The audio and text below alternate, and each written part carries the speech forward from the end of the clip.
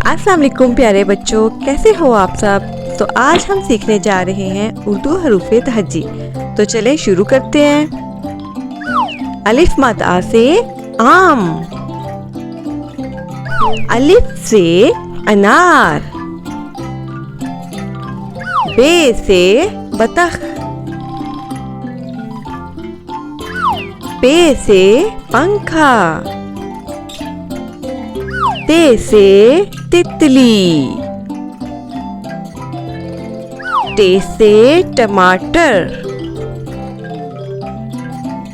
से summer, gym से जहाज, चे से चिड़िया, हे से हौज, खे से खरगोश, दाल से दरवाजा, डाल से ड्रम,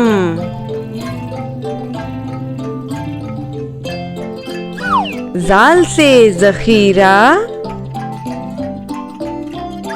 रे से रेलगाड़ी, रे से आड़ू, जे से ज़ीब्रा, से सालाबारी, सीन से सेब, शीन से शेर, स्वाद से सोफा, ज़्वाद से ज़ईफ, तोए से तोता,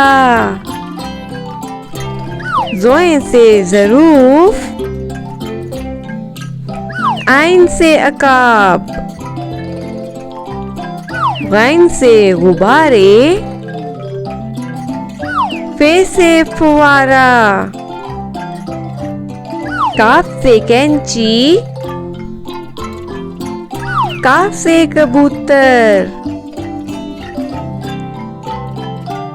काफ से गाय,